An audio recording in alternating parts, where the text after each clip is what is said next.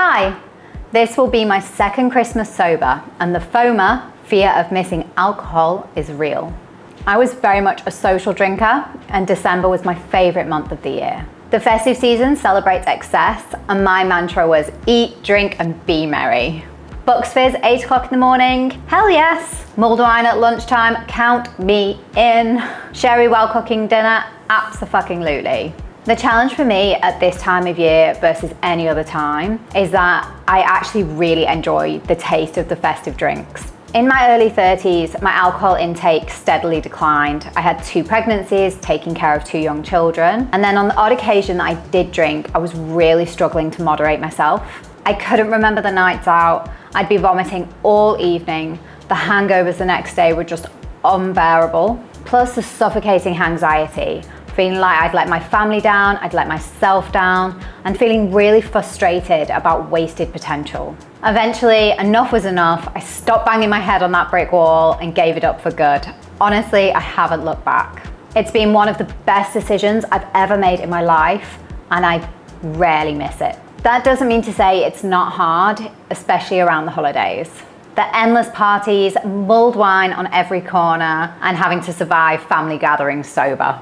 Here are my 7 top tips for conquering FOMA, fear of missing alcohol, this holiday. Number 1, plan ahead. Pack your calendar with some really fun activities that don't involve booze or where booze can really easily be avoided. Think Christmas movie nights, crisp festive walks, visit the Christmas markets, opt for a hot chocolate instead of a mulled wine, host a sober games night, do your Christmas shopping, go caroling, try ice skating. Number 2, find a sober friend. Many people have embraced being sober curious this year and have really cut down on their drinking. It shouldn't be too hard to find a sober or sober curious friend to come to some events with you. Drew Yeager, author of How to Be a Mindful Drinker, says, notice who else isn't drinking. 1 in 3 people either don't drink at all or drink less than once a month. So even during the holidays, you're in good company. Number 3, my personal favorite and something I'm embracing this year, get crafty. Tap into your creativity this holiday and get crafty.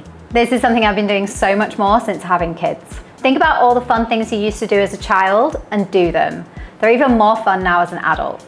So I'm thinking gingerbread houses, holiday baking, wreath making, make some holiday cards for your families and friends, create some decorations, make your gifts this year. Like, all of this can bring so much joy and it's so much more meaningful for the people that you can give them to.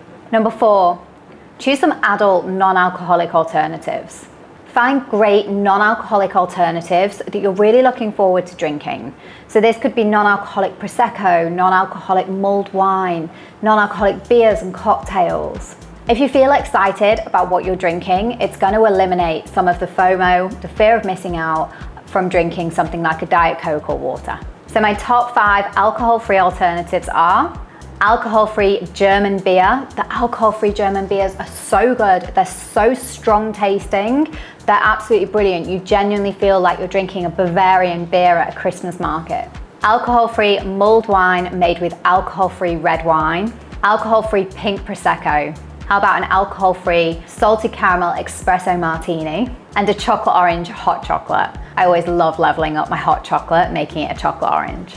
If you're not comfortable telling people that you're sober or you're not drinking, top tip is to have a glass in your hand at all times. Ideally a wine glass or a beer glass or something that kind of mimics alcohol. If you've got a glass in your hand, people are less likely to ask if you want to drink or ask what you're drinking. Number 5, plan your escape. One of the many perks of not drinking is knowing when it's time to leave a party. If you drive, try not to get roped into being designated driver. The last thing you want to be doing is hanging around waiting for a bunch of drunk people. If you don't drive, plan ahead on how you're going to get home, maybe book a cab in advance. There's nothing worse than wanting to go home and having to hang around. On this point, feel content and happy with your decision to leave. There's nothing better than getting tucked up into bed after enjoying your evening, feeling really smug knowing you're not going to be hanging tomorrow. Number 6, practice self-care. Christmas can be really intense wherever you are and whoever you're with. Plan little breaks throughout the day and over the festive period, and know that it's okay to have some space. For me, that's going to be watching a Christmas movie or having a nice quiet bath, reading my book, eating a box of chocolates. It helps replenish your energy and keeps you feeling good and positive about being sober this Christmas. And finally, number 7, think about what you're gaining and not what you're losing. It took me a long time to get over the idea that giving up alcohol was this huge loss. That all changed when I started to think about what I was gaining. My life is so much fuller now, and I don't have any worries or regrets that I'm not reaching my full potential. If you're struggling to stay on the wagon, think about all the things you'll gain by staying alcohol-free. The magic of Christmas has really started to come back to me, and I hope it comes back to you too. Thanks so much for watching. Happy holidays, and I'll see you soon. Bye.